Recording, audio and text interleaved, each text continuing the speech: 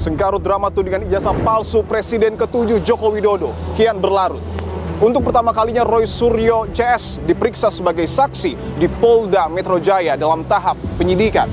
Seakan terus ingin memberikan perlawanan di tengah proses penyidikan dan di tengah bulan kemerdekaan, Roy Suryo dan kawan-kawan terbitkan sebuah buku berjudul Jokowi's White Paper. Lalu apakah penerbitan buku ini akan menjadi babak baru drama tudingan ijazah palsu Presiden ke-7?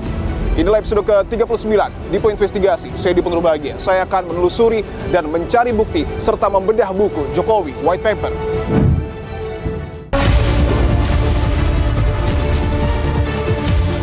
Saudara, di tangan saya sudah ada buku bersampul putih yang kemudian belakang menjadi perbincangan dengan judul Jokowi's White Paper. Ini adalah penelitian atau kajian yang sifatnya ongoing research, dan ini menjadi pertanyaan lanjutan ya, dan pernyataan sekaligus simpulan dari pekerjaan saudara kita yang 2 orang sudah dipenjara ya, yang mempertanyakan ijazah Joko Widodo. Jadi buku ini sangat kronologis. Misalnya 2013 itulah kenapa pertama kali isu ijazah ini bisa muncul dan diperbedakan. Karena 2013 itu ada sebuah, ini ada fotonya. Ada fotonya, ada beritanya. Saya ingin tunjukkan saudara, ini adalah skripsi dari Joko Widodo yang kemudian sempat diabadikan ya oleh saya dengan kamera profesional. Nah, ini kan kelihatan di sini secara visual tidak ada lintasan stempel, bagaimana mungkin, harusnya ada. Apakah kemudian ini tidak membuka peluang bagi lawan-lawan Anda untuk kemudian melaporkan lagi Anda bertiga dengan buku yang Anda terbitkan? Apa takutnya kalau ini? Dan buku ini insya Allah dalam waktu singkat September itu sudah ada di 25 negara. Dan buku ini nanti akan hadir di PBB.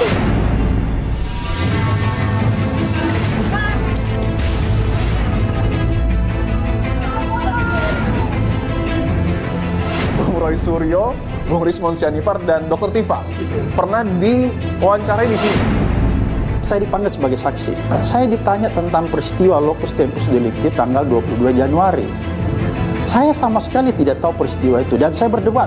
Maka saya menduga ini ada upaya-upaya untuk mengkriminalisasi. Ini ancaman. Saya laporkan itu adalah peristiwa dugaan pencemaran nama baik dan fitnah. Gitu. Jadi saya tidak melaporkan nama.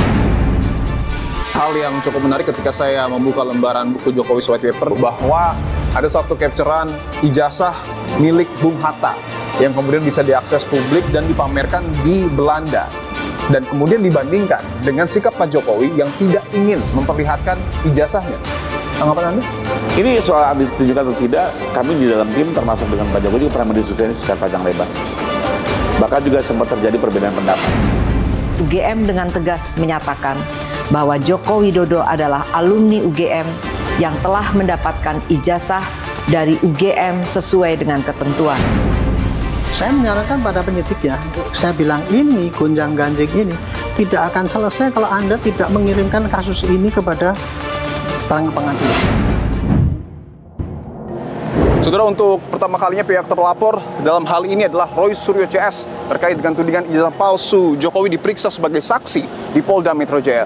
Namun menariknya saudara, meskipun tahap sudah dinaikkan dari penyelidikan menuju penyidikan yang artinya kuat dugaan ada unsur pidana terkait dengan pencemaran nama baik dan juga fitnah, namun pihak polisi ataupun penyidik belum menetapkan siapa tersangkanya. 12 orang nama terlapor masuk dalam daftar surat pemberitahuan dimulainya penyidikan. Aktivis hingga jurnalis diperiksa dalam kasus ini. 12 orang tersebut diantaranya adalah Egy Sujana, Rizal Fadilah, Kurniatri Royani, Rustam Effendi, Damai Harilubis. Ada juga nama Roy Suryo, Dr. Tifa, dan Rismon Sianipar. Mantan Ketua KPK Abraham Samad juga terseret sebagai terlapor. Abraham Samad mengaku kaget mengapa ia ikut diperiksa karena tak ada hubungan dengan kasus ijazah palsu Joko Widodo. Abraham pun menuding ia dikriminalisasi. Terlapor lain yakni seorang YouTuber bernama Michael Sinaga, Nurdian Noviansyah Susilo, serta Ali Rido alias Aldo Hussein. Selain itu ada 3 nama lain telah diperiksa Polda Metro Jaya, yakni seorang aktivis Merianti, jurnalis 1indonesia.co Arif Nugroho, serta seorang YouTuber bernama Sunarto. Namun Jokowi membantah telah melaporkan 12 nama di Polda Metro Jaya. Begini, jadi yang saya laporkan itu adalah peristiwa mengenai dugaan pencemaran nama baik dan fitnah. Berarti munculnya Pak Abraham Samad itu juga bukan dari Pak Jokowi? Bukan, itu karena proses penyelidikan yang ada di Polri. Saudara, ini adalah rombongan pendukung dari Roy Suryo CS karena masih ada pemeriksaan yang kemudian akan dilakukan oleh penyidik terhadap beberapa orang. Salah satunya sudah ada di sebelah saya, saudara. Ada Bung Rismon Sianipar. Bung Rismon, saat ini akan diperiksa oleh polisi. Apa yang ingin Anda sampaikan? Ya, kita akan buktikan bahwa semua itu bukan berbasis kebencian atau kebohongan ya.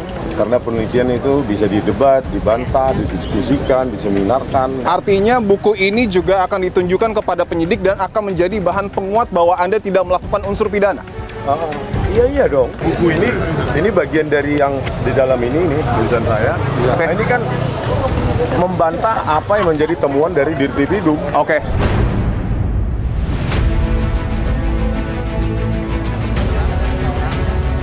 Kan ini menjadi ruwet ketika kemudian orang yang harus menunjukkannya kepada publik supaya persoalannya selesai itu nggak ditunjukin gitu ya. Saya mengatakan perilaku korup itu memang begitu. Kalau perilaku korup itu terlalu menyembunyikan sesuatu. Kenapa? Kalau korupsi itu kan variabelnya bisa diselesaikan dengan yang disebutnya transparan. Ini transparan ya? Anda bisa menjawab sendiri. Transparan Anda buka di table, nih lo gua punya, mau apa lo? Kan gitu harusnya ngomongnya. Saya bolak-balik pasal yang dituduhkan mengatakan nggak ada pidananya. Itu persoalannya. Contoh ya, misalnya Anda mau mengatakan pasal tentang pencemaran nama baik, ya, dan fitnah. Fitnah itu akan batal kalau seseorang itu bertindak atas nama kepentingan publik. Oke, saya tanya, salah satu ukuran kepentingan publiknya, Anda berkepentingan nggak untuk tahu ijazah Jokowi itu palsu atau asli? Berkepentingan kan? Kalau mereka mengatakan, iya saya pengen, berarti itu kepentingan publik. Kalau kepentingan publik nggak bisa dipidanakan dengan fitnah itu. Setelah proses pemeriksaan, apa yang kemudian didalami oleh polisi, Dr. Tifa? Kita kan sebetulnya berharap bahwa ketika kita diperiksa ini, kita bisa mendapatkan atau melihat ijazah yang katanya sudah disita oleh PMJ. Tapi tadi dari pemeriksa, saya mendapatkan informasi yang buat saya mengejutkan. Ternyata Polda Metro Jaya sudah melakukan laboratorium lapor kepada ijazah tersebut, dan ketika kita tanya, loh kenapa tidak declare hasil lapornya apa? Kata mereka ya agak juga gitu, belum ada kejelasan gitu. Jadi mereka bilang bahwa si ijazah itu ada di Mabes. Kami sudah berketetapan bahwa kami tidak akan memberikan keterangan apapun karena nggak ada relevansinya ketika ijazah itu nggak ada. Ketika ijazah itu tidak ada di depan kami, yang nggak ada relevansinya bagi kami untuk menjawab apapun pertanyaan. Saudara, di tengah proses penyidikan yang dilakukan oleh Polda Metro Jaya terkait dengan tudingan ijazah palsu Presiden ke-7 Joko Widodo, pihak terlapor justru menerbitkan dan meluncurkan sebuah buku yang diberi nama Jokowi's White Paper. Pada tanggal 18 Agustus 2025, kubu Roy Suryo CS mengadakan acara peluncuran buku yang ditulis oleh Roy Suryo, Dr. Tifa, dan Rismon Sianipar. Peluncuran buku bertajuk Kado Tercantik 80 Tahun Indonesia Merdeka ini awalnya akan diselenggarakan di University Club Hotel Universitas Gadjah Mada. Namun pihak UGM tak mengizinkan penggunaan area. Roy Suryo CS akhirnya memindahkan lokasi acara ke sebuah coffee shop. Namun acara belum berlangsung lama, tiba-tiba listrik dan AC mati yang diklaim dilakukan oleh pihak UGM. Kubu Roy Suryo pun menanggapi hal ini sebagai upaya pembungkaman. Di sisi lain, pihak UGM menegaskan tak memberi izin atas penyelenggaraan acara tersebut karena bermuatan unsur politis. Ternyata acara yang akan berlangsung di UC Hotel pada pukul 14-17 WIB tanggal 18 itu adalah peluncuran buku dengan judul Jokowi's White Paper. UGM memandang acara ini bernuansa politis dan UGM tidak bersedia terlibat dan tidak bersedia memfasilitasi acara tersebut. Selain itu, acara ini jelas berbeda dengan yang disampaikan di awal ketika melakukan pemesanan.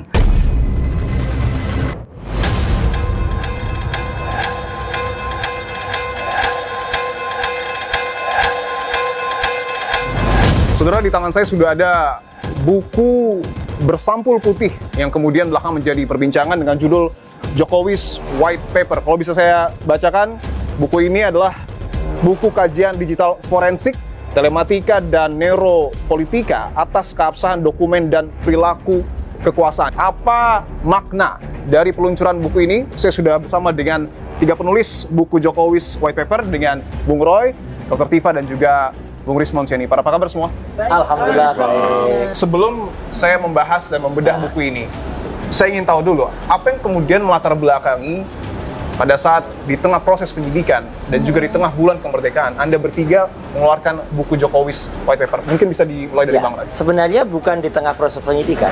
Buku ini sudah lama kami rancang, karena kami ini memang sudah kebiasaan ketika nulis ya, Mas Dipo, itu kita menuliskan jurnal atau catatan-catatan.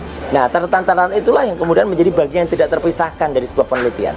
Karena penelitian tidak akan bermakna kalau tidak bisa dilakukan atau dibaca oleh generasi yang lain, oleh anak-anak. Nah, itulah kami tujuan menulis buku ini. Nah, karena kemudian kami bersepakat, kayaknya bagus banget juga tahun ini kita memperingati 80 tahun kemerdekaan Indonesia. Nah, ini makanya kita sebut, ya kami sebut nih, kado tercantik untuk 80 tahun Indonesia. Kado tercantik untuk 80 tahun Indonesia Merdeka.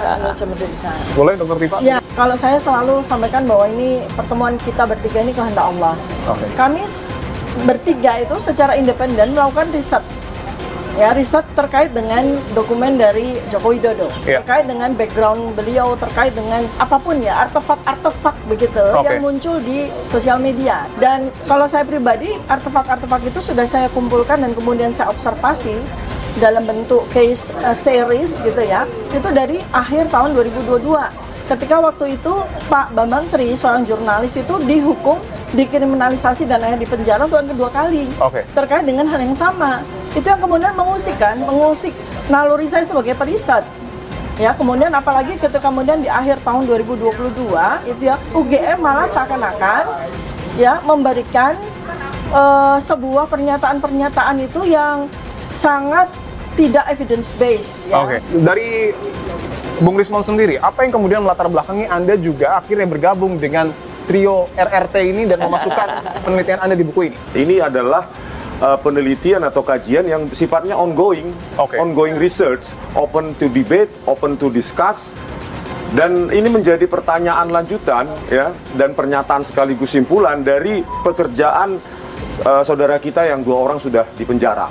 Ya, yang mempertanyakan ijazah Joko Widodo, Pak Bambang Tri dan Gus Nur, yang di penjara. Nah, mereka melakukan, terutama Pak Bambang Tri melakukan investigasi berdasarkan wawancara tatap muka, dan kita melakukan sesuai dengan keilmuan kita.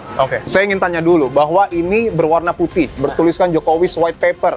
Ada gambar mungkin Presiden ke-7 Jokowi dengan membawa ijazah Universitas Gadjah Mada. Ada makna di balik penamaan dan gambar ini? Kalau kita ingin mengungkap sebuah kejujuran itu kan bersih, suci begitu ya. Jadi justru kami ingin membantu Pak Joko Widodo untuk mengungkap kebersihan yang paling bersih terkait dengan dokumen yang digunakan oleh beliau, itu ya filosofisnya. Kalau memang ada, tapi kan lucu ya, harusnya kan dengan kalau dari awal dengan bangganya kita kan menempuh pendidikan, menempuh studi ya, mulai dari S1 ya gitu.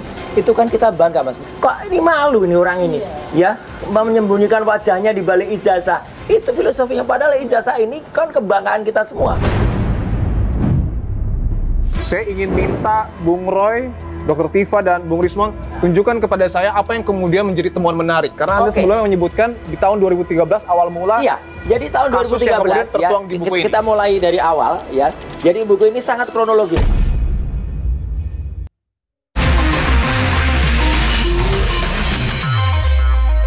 Mana itu dicetaknya?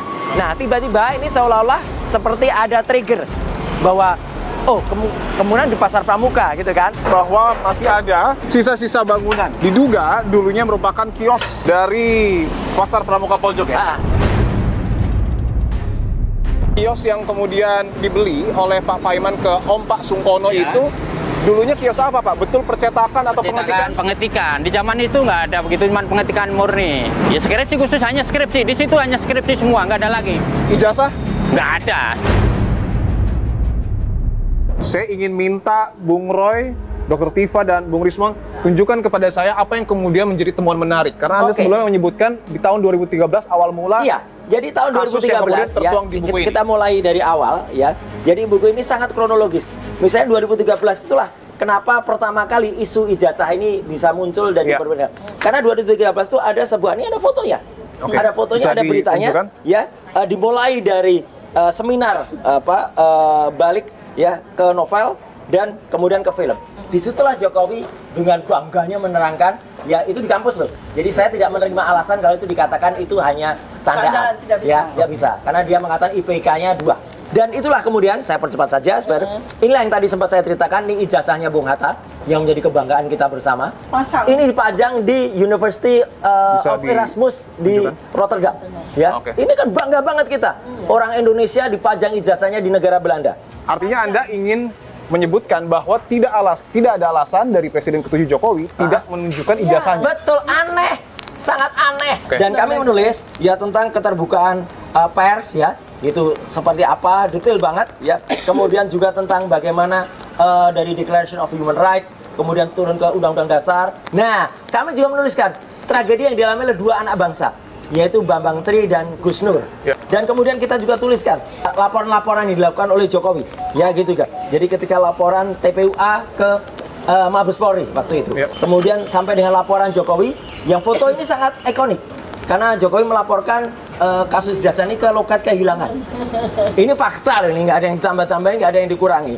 Dan ini yang kemudian membuat geger. Ketika ada seorang kader partai namanya Dian Sandi Utama itu menampilkan pada akun X pada tanggal 1 April. Kenapa ini yang kemudian menjadi tolok ukur penelitian Dr. Rismon dan juga saya? Karena inilah penampakan pertama kalinya berwarna dan ini bisa dianalisis. Analisis yang kami lakukan, lihat yang namanya ELA, Error Level Analysis ya.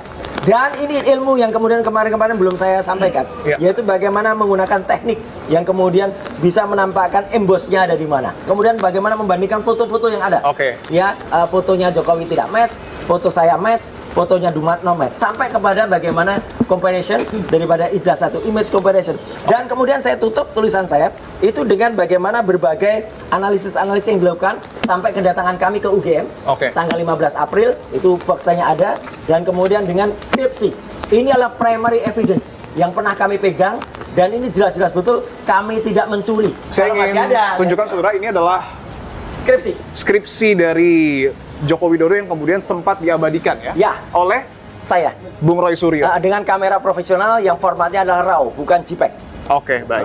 Saya ingin minta Bung Rismon Sianipar untuk menjelaskan kepada kami apa yang kemudian Anda tulis di sini. Ada temuan baru? Oh, banyak sekali ya. Banyak sekali di sini. Ada metode untuk yang pertama uji lintasan stempel itu. Kita uji sebaran intensitasnya, kita analisa bukan hanya secara visual ya, tetapi lewat nilai-nilai numerik yang tersimpan di dalam setiap pixel tersebut. Nah, ini di sini ada kotak merah bounding box di sini. Nah, baru kita periksa nilainya, nilai-nilai numerik di balik kanal R, G dan B. Kalau dia mendekati 255, maka dia mendekati merah, tetapi dia cenderung ke arah 0, bahkan seringnya di bawah 10. Itu menunjukkan bahwa di situ tidak ada warna merah. Jasnya berada di atas stempel atau tidak ada lintasan stempel sama sekali. Tadi secara numerik sudah kita tunjukkan, buktikan tidak ada lintasan stempel. Nah, ini secara visual lewat gradient mapping atau gradient analisis. Nah, terus analisis lapisan visual juga kita buktikan ternyata secara lapisan visual demi visual ya, lapisan demi lapisan di ijazahnya Pronojiwo itu huruf dulu baru ditindih dengan watermark logo UGM. Tetapi di ijazah Joko Widodo itu sebaliknya, logo dulu baru huruf. Nah, ini membantah uji keidentikan yang disimpulkan oleh Bareskrim melalui Dirtipidum, ya kan?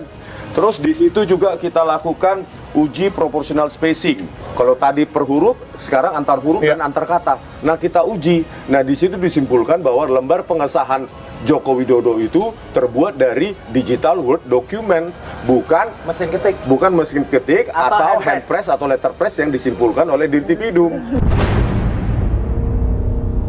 Selanjutnya analisis glip juga sama untuk seperti overlay untuk membuktikan bentuk font yang saat itu digunakan itu adalah Times New Roman yang tidak ada saat itu dan disimpulkan oleh Dirtipidum itu menggunakan handpress ditata satu-satu. Anda bisa memastikan bahwa font ataupun teknologi itu tidak ada pada tahun 85? Tidak ada. Dr. Tifa ini, koreksi kalau saya salah, tapi lulusan Universitas Gadjah Mada untuk dokter umum. Ya, S1-nya semua dokter pasti dokter umum. Ya, apa yang kemudian menjadi temuan dari ijazah palsu, Pak Joko? Ya, saya di sini saya menyumbang 150 halaman terakhir. Itu tentang bagaimana sebuah kajian dengan konsep dengan metode remote forensic analysis. Nah, kemudian dari situ hasilnya adalah sebuah metode di mana kita bisa melakukan sebuah analisis terhadap inkonsistensi sebuah dokumen sekaligus perilaku dari pemilik dokumen tersebut. Artinya Anda tidak hanya menganalisa dokumen tetapi juga perilaku Pak Jokowi. Iya. Dengan remote forensic analysis ini nggak perlu lie detector karena kita bisa melihat mengkaji itu bahasa tubuh ya. Jadi otak itu kan luar biasa. Dia memproses bukan hanya sekadar bagaimana orang itu bisa mendapatkan ijazahnya, tapi bagaimana wajah dan badan tubuh berikut perilakunya itu bisa memberikan sebuah kejujuran. Dan hasilnya? Jadi setiap kali yang bersangkutan itu menyampaikan tentang ijazah, menyampaikan tentang KKN, menyampaikan tentang Asmujo, yaitu ada neuroscience stress dan mekanisme self deception. Jadi dalam bentuk apa itu namanya AU24 itu namanya lip pressure. Lip pressure-nya muncul. Jadi tanpa dia sadari otaknya memproses supaya dia menahan narasinya. Artinya ketika Presiden ke-7 Joko Widodo setiap kali menyebutkan ataupun menyampaikan informasi terkait dengan ijazahnya, Anda mau menyebut Jokowi berbohong? Ya, bahasa tubuhnya itu kelihatan. Bahasa tubuh. Mungkin dalam bahasa sederhana orang menyebut ini mikro ekspresinya ada. Tapi ini ilmiah. Karena beliau belajar seorang neuron, neuroscience. Jadi pembuluh darah, urat, syaraf itu bekerja dan menampilkan secara apa adanya gitu ya. Saya ingin tanyakan dan sedikit mengaitkan buku yang kemudian Anda bertiga tulis dengan proses hukum yang tengah berjalan. Apakah kemudian ini tidak membuka peluang bagi lawan-lawan Anda untuk kemudian melaporkan lagi Anda bertiga dengan buku yang Anda terbitkan? Apa takutnya kalau ilmiah? Anda tidak takut sama sekali? Anda bertiga tidak takut? Nggak ada masalah. Makanya itu yang kita pelajari, yaitu yang kita implementasikan. Resikonya ya memang ilmiah ya seperti itu, harus didebate, harus didiskus, dibantah kalau salah. Memang memang. Dan kami juga wajib mempertahankan. Dan ilmu pengetahuan itu bisa salah, bisa. Tapi kami berusaha betul untuk tidak salah. Tapi yang jelas kami tidak boleh bohong. Itu kami makanya validitasnya juga sangat kami jaga. Dan buku ini insya Allah dalam waktu singkat September itu sudah ada di 25 negara. 25 negara? 25 negara. Dengan bantuan Forum Diaspora Indonesia. Sudah ada dan buku ini nanti akan hadir di PBB. Karena di PBB? Akan dibawa oleh teman-teman diaspora di depan PBB, di mana salah satu agendanya Presiden Prabowo Subianto akan bicara di tanggal 23 September. Dan buku ini sudah sampai ke New York duluan. Jadi ijazah itu kan tahun 85 sudah diserahkan kepada yang bersangkutan. Artinya yang menjaga ijazah itu adalah yang bersangkutan. Oleh karena itu Universitas Gadjah Mada ini ya kita tidak mau berkomentar terkait dengan ijazah, a piece of paper yang sudah ada di yang bersangkutan. Artinya UGM juga tidak bertanggung jawab apakah yang beredar sekarang itu adalah yang diserahkan UGM dulu itu bukan? Bukan, kita tidak bertanggung jawab untuk itu. Saudara, saya sudah bersama dengan kuasa hukum dari Presiden ke-7 Republik Indonesia Joko Widodo dengan Bung Rifai Kusumanegara. Bung Rifai, terima kasih untuk waktunya. Sama-sama, terima kasih juga. Siap, saya ingin konfirmasi dulu. Apakah kemudian 12 orang ini adalah pihak-pihak yang memang dilaporkan oleh Pak Jokowi ke Polda Metro Jaya? Nah, jadi tidak ya, jadi perlu saya tegaskan, pada saat Pak Jokowi membuat laporan di Polda Metro, yang beliau laporkan itu adalah 24 peristiwa yang bersumber dari 24 link. Kenapa? Karena kembali lagi, di dalam tindak pidana ITE itu, kita tidak bisa secara serampangan menuduh nama orang. Apalagi kita harus menjaga asas praduga tidak bersalah. Mungkin yang termuat bisa dibocorkan Bang, apa saja? Banyak sih ya, ada 24 poin. Tapi kami lebih fokus sebenarnya begini. Di tayangan itu ada begini. Beberapa orang yang mengklaim dirinya ahli, melakukan tampilan menggunakan aplikasi tertentu. Oke. Lalu mengambil objek ijazah Pak Jokowi dan beberapa data lainnya loh ya. Diambil fotonya, dipotong-potong ijazah itu, dimasukkan aplikasi, lalu disimpulkan bahwa ijazah ini sebenarnya milik Dulmanto. Gitu ya. Oke. Ini kan buat kami apa? Sampai ya, mohon maaf, Pak Jokowi sendiri bingung. Ini ijazahku kok jadi punya Dulmanto. Nah, secara kebetulan di dalam undang-undang ITE sendiri di pasal 32 35 diatur ya, 32 lebih kurang begini. Barang siapa melakukan pemotongan terhadap data elektronik tanpa izin. Ya. Bayangkan ijazah itu dipotong-potong, diambil fotonya lah, diambilkan dengan data lainnya, di-compare data foto Pak Jokowi di mana, dipotong-potong, dan ini semua dilakukan tanpa izin. Satu. Kedua, digunakan aplikasi tertentu sampai akhirnya menyimpulkan seolah-olah ini palsu. Nah, di pasal 35 ada pasalnya. Barang siapa melakukan rekayasa teknologi yang menyebabkan sesuatu yang asli menjadi palsu atau sesuatu yang menjadi tidak sesuai dengan sebenarnya. Jadi memang ini diatur di Undang-Undang ITE tentang ini gitu ya. Nah, kami ingin ini didalami bahwa apakah nanti terbukti memenuhi pasal atau tidak, ya kita serahkan dalam proses penyidikan. Pak Jokowi sudah wanti-wanti jangan sampai orang yang tidak bersalah terseret, tapi juga jangan sampai orang yang harus bertanggung jawab malah dilepaskan. Oke, karena yang menarik adalah bahwa di tengah proses penyidikan yang sedang berlangsung, sedang dilakukan oleh penyidik, Roy Suryo dan kawan-kawan juga meluncurkan sebuah buku berjudul Jokowi's White Paper. Saya ingin minta tanggapan Anda terkait peluncuran buku itu. Ya, pertama sih kalau dari kami yang kami menanggapi bahwa buku ini sebenarnya hanya sebagai alibi yang sedang dibangun mereka bahwa seolah-olah yang dilakukan selama ini adalah penelitian. Banyak keraguan kami terkait dengan penelitian ini. Namanya penelitian itu biasanya dilakukan uji internal dulu, setelah disimpulkan baru diekspos. Bahkan tidak semua hasil penelitian boleh diekspos. Ada yang bisa masuk Scopus, ada yang tidak gitu ya. Itu ada. Tapi kalau ini terbalik nih, diekspos dulu baru disimpulkan, itu satu. Yang kedua, kalau betul penelitian harusnya komprehensif dong. Ya, kami diberi ruang juga untuk melakukan verifikasi. Di dalam buku UGM juga harusnya diberikan ruang, harusnya. Tapi tidak sama sekali. Baik kami UGM pun tidak diberi ruang. Hanya gara-gara di Barreskrim itu yang ditampilkan misalnya transkrip itu hanya 2 halaman. Padahal transkrip itu totalnya 4 halaman. Lalu dia bilang nggak ada tanda tangan pembuat. Ya iya, orang 2 halaman pertama. You kan nggak lihat halaman keempat. Terus, oh tidak ada lembar penguji. Mas saya lihat langsung. Ada lembar pengujinya. Saya dengan mata kepala, saya diperlihatkan dengan UGM yang menguji skripsi Pak Jokowi itu ada Profesor Ahmad Sumitro, Insinyur Sofyan, Insinyur Burhanuddin. Mereka tanda tangan nilainya A. Bahwa itu tidak dilampirkan dalam skripsi soal lain. Tapi bahwa ada pengujinya gitu loh. Tapi kan kembali lagi, kalau penelitian ini juga mendengar versi UGM, mendengar versi Pak Jokowi, mungkin kan lebih lengkap. Kalau sepihak begini kan akhirnya bisa menjadikan buku itu hanya menyesatkan atau akhirnya menjadi buku fiksi. Ada satu lagi hal yang cukup menarik ketika saya membuka lembaran buku Jokowi's White Paper dan itu ditekankan oleh Bung Roy Suryo bahwa ada satu capturean ijazah milik Bung Hatta yang kemudian bisa diakses publik dan dipamerkan di Belanda dan kemudian dibandingkan dengan sikap Pak Jokowi yang tidak ingin memperlihatkan ijazahnya. Tanggapan Anda? Ini soal ditunjukkan atau tidak, kami di dalam tim termasuk dengan Pak Jokowi juga pernah mendiskusikan ini secara panjang lebar.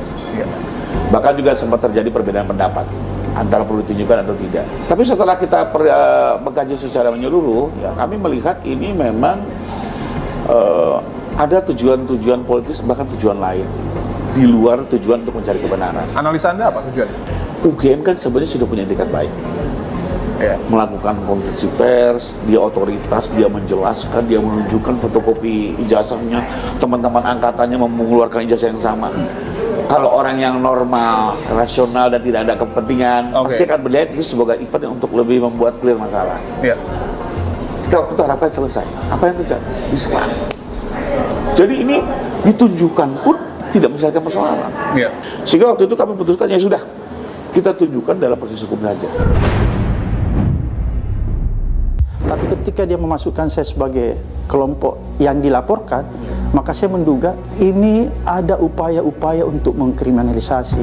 Kriminalisasinya itu dalam bentuk ingin membungkam.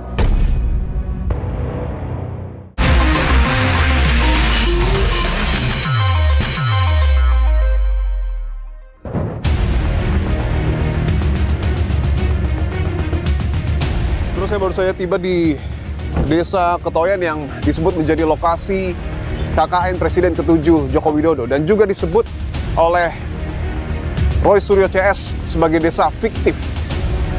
Pak Karno, saya konfirmasi Pak, ini rumah yang dipakai oleh Pak Jokowi pada saat KKN. Betul. Ini adalah kamar yang dulu digunakan oleh Presiden ke-7 Joko Widodo pada saat melakukan KKN di Desa Petoyan. Oke, di sini dulu adalah tempat tidur yang digunakan oleh Pak Jokowi dan Pak Ecot ya Pak? Ecot ya? Dari Jember. Jember, oke.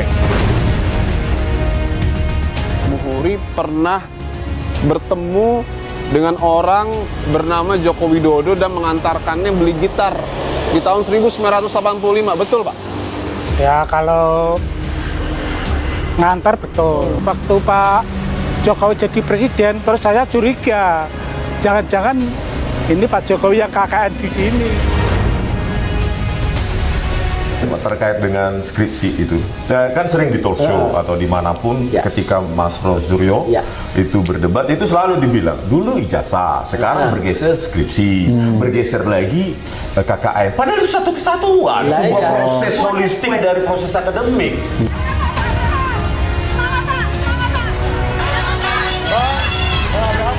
Kebebasan pers dan mempersempit ruang demokrasi. Saudara, tudingan ijazah palsu Jokowi terus menuai polemik khususnya ketika polisi melanjutkan tahap penyidikan.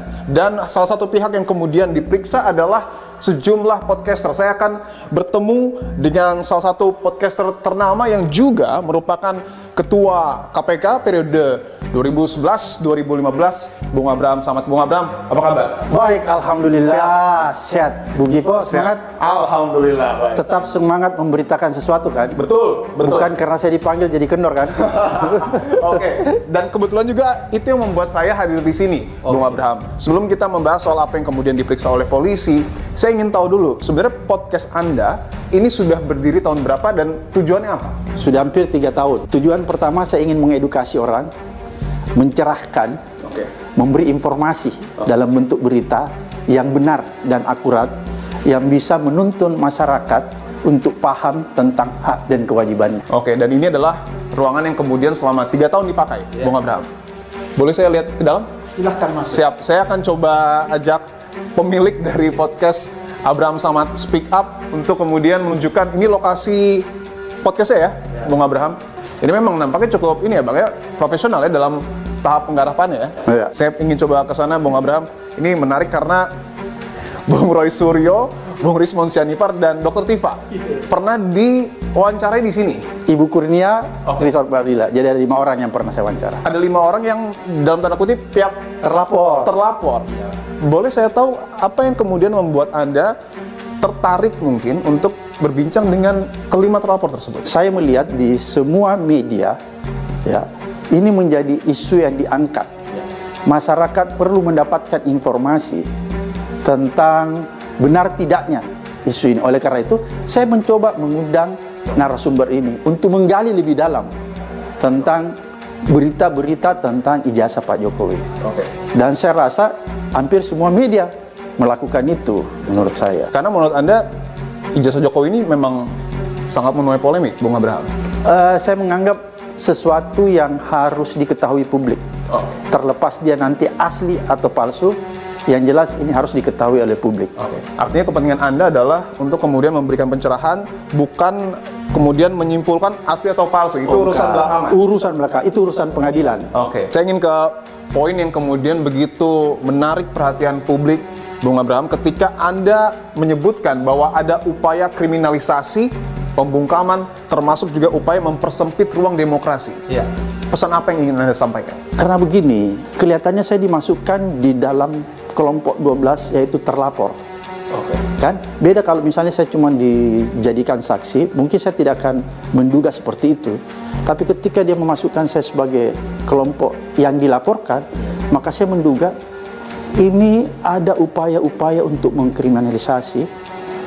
Kriminalisasinya itu dalam bentuk ingin membungkam kebebasan orang berpendapat, berserikat, dan sekaligus yang paling berbahaya menurut saya, ini mempersempit ruang demokrasi. Ini ancaman. Kan saya dipanggil sebagai saksi. Harusnya saksi itu adalah orang-orang yang melihat, mengalami atau mendengar. Saya ditanya tentang peristiwa locus tempus delicti tanggal 22 Januari. Saya sama sekali tidak tahu peristiwa itu dan saya berdebat. Jadi ini kesempatan saya sampaikan kepada publik. Jam 8 Pak, jam 11 sampai jam 8 malam. Sebenarnya itu waktu orang bilang ini ada apa nih? Nggak ada apa-apa di situ. Tidak ada apa. Kenapa sampai lama? Karena kita berdebat terus, menanyakan kepada penyidik apa yang terjadi. Dan tahu nggak? Penyidik baru sampaikan di akhir pemeriksaan bahwa ternyata locus tempus delicti yang ditanya yang ada di dalam surat panggilan tanggal 22 Januari itu adalah rapat di tempat Egy Sujana untuk persiapan ke Solo. Oke. Saya sama sekali nggak tahu. Sama sekali tidak tahu dan sama sekali tidak terlibat. Tidak terlibat. Oke. Dan saya nggak pernah menyiarkan di podcast saya peristiwa itu. Oke. Oleh karena itu saya keberatan. Oleh karena itulah saya mengkategorikan ini mengada-ada. Kalau mengada-ada ini saya boleh katakan ini dugaan mengkriminalisasi terhadap saya. Oke. Apakah penyidik juga menanyakan sejumlah hal mungkin misalnya adalah ketika Anda berbincang dengan trio RRT, mungkin dengan terlapor lainnya, ini juga ditanyakan? Oke, saya juga diperlihatkan video tentang wawancara saya dengan Roy Suryo.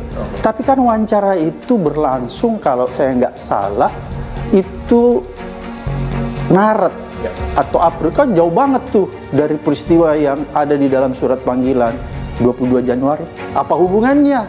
Oleh karena menurut saya ini di luar dari substansi, di luar daripada yang saya ketahui, maka menurut saya banyak terjadi pelanggaran-pelanggaran terhadap kitab undang-undang hukum acara pidana. Maka itu terjadi pelanggaran HAM. Oleh karena itu menurut saya, karena ini salah satu bentuk pembungkaman, maka saya akan lawan. Anda akan melawan karena Anda juga notabene-nya mantan aktivis. Bentuk perlawanan apa yang kemudian Anda akan lakukan? Apakah Anda akan terus memantau proses penyidikan terkait dengan tudingan ijazah palsu Jokowi? Ya, saya akan melawan secara hukum, sesuai dengan kapasitas saya kan. Karena menurut saya ini saya nggak bisa biarkan. Karena kalau ini dibiarkan, maka saya khawatir akan menelan korban lain. Media-media lain, wartawan-wartawan lain, podcaster yang lain, YouTuber yang lain, bisa jadi korban. Oke. Dan ini pesan saya kepada Kapolri, tolong dipantau ya aparatnya supaya ini tidak mencederai citra polisi.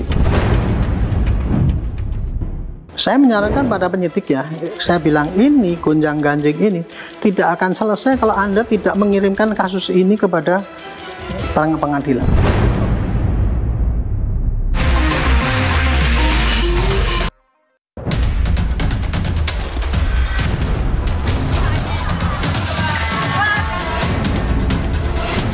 Jadi yang saya laporkan itu adalah peristiwa mengenai dugaan pencemaran nama baik dan fitnah.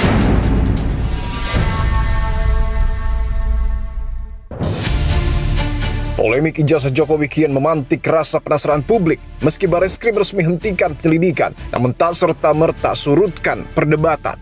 Menanggapi berbagai serangan yang dilontarkan Roy Suryo CS terkait tudingan ijazah palsu, Jokowi dan kolega melakukan perlawanan balik dan melapor ke Polda Metro Jaya.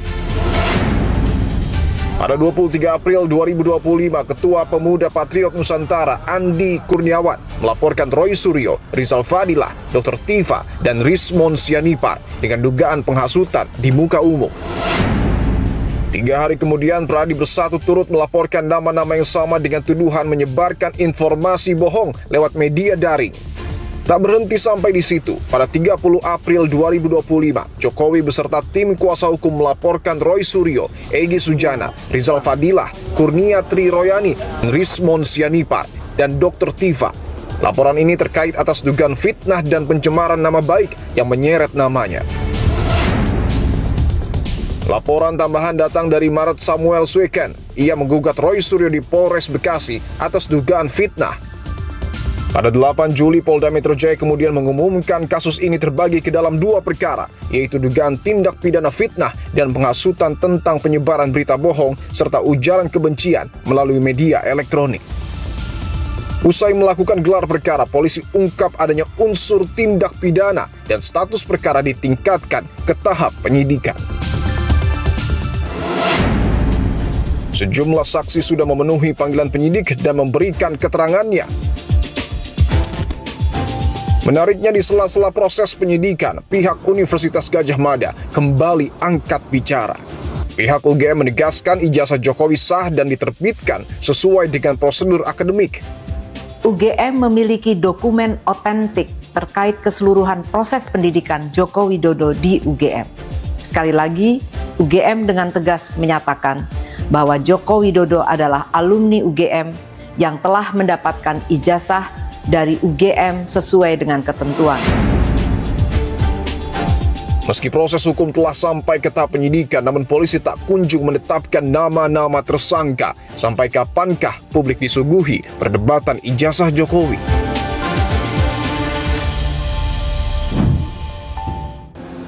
Saudara, saya sudah bersama dengan penasihat ahli Kapolri, Pak Arianto. Pak Arianto, terima kasih untuk waktunya, Pak. Terima kasih, sama-sama. Sebagai penasihat ahli Kapolri, di tengah proses penyidikan ini kan 3 orang terlapor, Roy Suryo, Dr. Tifa, dan juga Rismond Sianipar meluncurkan sebuah buku berjudul Jokowi's White Paper. Bagaimana Anda memaknai peluncuran buku ini? Ya, sejak mereka belum meluncurkan dulu, ya, saya udah dikasih tahu kan. Saya menyarankan pada mereka, Pak, kalau Bapak meluncurkan 3 buku itu yang mengatakan bahwa itu adalah bukti-bukti, membuktikan bahwa itu ijazah palsu dengan teori Anda, itu kalau Anda cuma dipublikasi itu nggak ada gunanya untuk pembuktian di pengadilan. Makanya bukti itu, buku itu Bapak besok bawa ke penyidik, sampaikan kepada penyidik, Pak, ini buktinya bahwa saya membuktikan ini, dan penyidik supaya itu masukkan dalam berkasnya, supaya ini buku itu nanti digelar di pengadilan. Inilah bukti saya ini. Mereka merasa bahwa ini bukti yang paling kuat, yaitu boleh saja begitu, tapi sepanjang itu dibawa di pengadilan. Kira-kira begitu. Kemudian muncul belakangan adalah terkait dengan polemik pemanggilan Ketua KPK periode 2011-2015 yang juga saat ini adalah podcaster Abraham Samad. Ketika itu bahkan Abraham Samad berani mengatakan bahwa ada upaya kriminalisasi, pembungkaman, serta juga penyempitan demokrasi di negara kita. Apa yang ingin Anda jelaskan? Kalau bagi saya pribadi, Pak Abraham Samad boleh berpendapat itu hak dia. Dan karena dia sebagai podcaster ya, gitu. Itu bukan polisi, bukan karena podcastnya. Bukan karena podcastnya. Berawal daripada adanya bukti, Pak. Bukti jejak digital yang keluar dari podcast dia, yang isinya adalah ujaran kebencian ataupun apapun, yang itu termasuk di dalam unsur undang-undang pidana. Sehingga kewajiban dari polisi, karena ini ada orang yang melaporkan, buktinya ini, kan gitu kan. Nah, polisi kemudian, oh ini ada namanya ini, ya pasti dipanggil loh. Dipanggil klarifikasi. Itulah tahap yang harus dilakukan kalau ada laporan pidana. Dan podcast ini bisa menjadi barang bukti? Pasti yang barang buktinya adalah hasil dari para podcast itu. Kalau hasilnya podcast itu kemudian ditanyakan kepada saksi ahli, Pak, bahwa ini memenuhi unsur bahwa ini melanggar ini tindakan ikut selama menyebarkan dan sebagainya, itu anak ahli pidana nanti yang akan menyimpulkan itu. Oke, bahwa tudingan lainnya yang kemudian disampaikan oleh pihak terlapor melalui kuasa hukumnya ataupun secara personal mungkin adalah ketika polisi dinilai bongkar pasang pasal. Ya, apapun alasannya itu saya anggap karena mereka itu tidak mengetahui apa proses daripada penyidikan itu. Penyidikan itu intinya, Pak, cuman gini, Pak, hasilnya begini, jejaknya begini, menurut keterangan saksi begini, pelapornya, cek pada saksi terlapor gini, kemudian kita tanyakan pada saksi ahli, Pak, kalau begini ini melanggar pasal ini apa tidak? Ya pasti akan terjadi bongkar pasal di situ, Pak. Karena apa? Kita akan menentukan si A ini berbuat apa. Apakah mencemarkan, apakah juga ikut-ikut rame-rame membenci dan sebagainya itu. Jadi tidak semua pasalnya sama. Publik menunggu terkait dengan penetapan tersangkanya. Bagaimana kemudian sebagai penasihat ahli Kapolri, bagaimana polisi harus tetap menjalankan proses hukum sekaligus meredakan polemik yang mencuat di tengah publik? Saya menyarankan pada penyidik ya, saya bilang ini gonjang-ganjing ini tidak akan selesai kalau Anda tidak mengirimkan kasus ini kepada pengadilan. Jadi makin cepat Anda memberkas itu makin cepat ini kasus untuk ini ya diselesaikan. Perkara nanti ada muncul kasus yang lain itu kita hadapi saja, saya bilang. Jadi sekarang ini Anda selesaikan pemberkasan ya sekarang ini, dan kemudian nanti di pengadilan akan terlihat tuntutan mereka untuk menunjukkan ijazah Pak Jokowi segala itu nanti akan terlihat di pengadilan sana, mudah-mudahan begitu.